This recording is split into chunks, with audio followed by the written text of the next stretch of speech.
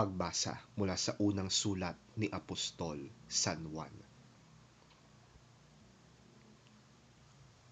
Sumusulat ako sa inyo, mga anak, sapagkat pinatawad na ang inyong mga kasalanan dahil sa kanyang pangalan.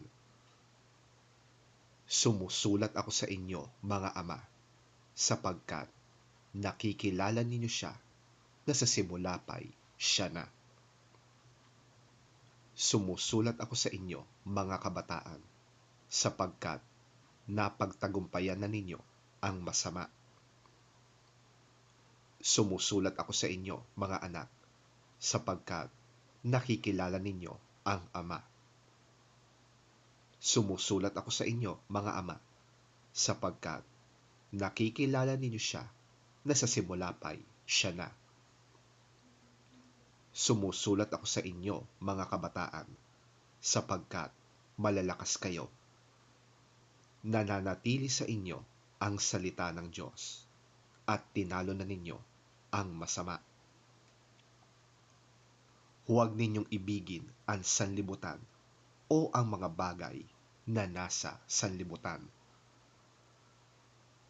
Ang umiibig sa sanlibutan ay hindi umiibig sa Ama.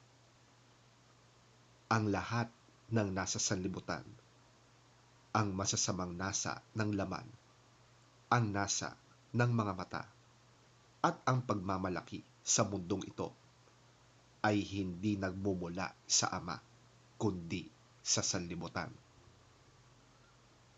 Mawawala ang sanlibutan at ang lahat ng kinahuhumalingan nito, ngunit ang mga sumusunod sa kalooban ng Diyos ay mabubuhay magpakailanman.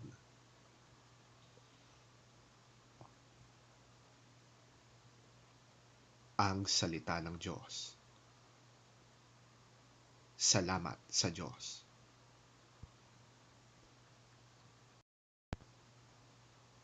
Ang mabuting balita ng Panginoon ayon kay San Lucas. Papuri sa iyo, Panginoon. Naroon din sa templo ang isang propetang babae na ang pangalan ay Ana, anak ni Phanuel, at mula sa angkan ni Aser. Siya'y napakatanda na. 7 taon pa lamang silang nagsasama ng kanyang asawa, at ngayon 84 na taon na siyang biyuda. Lagi siya sa templo at araw-gabi sumasamba sa Diyos sa pamamagitan ng pag-aayuno at pananalangin. Nang oras na yon, lumapit din siya kina Jose at Maria at nagpasalamat sa Diyos. Nagsalita rin siya tungkol sa sanggol sa lahat ng naghihintay sa pagpapalaya ng Diyos sa Jerusalem.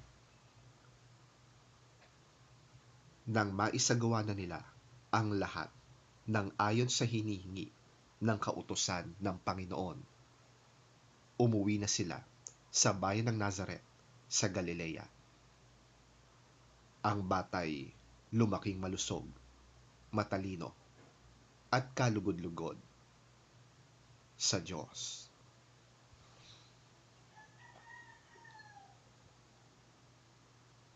Ang mabuting balita ng ating Panginoon. Pinupuri ka namin, Panginoong Hesukristo.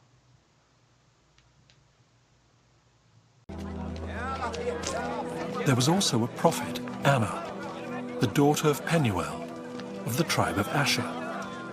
She was very old. She had lived with her husband 7 years after her marriage, and then was a widow until she was 84.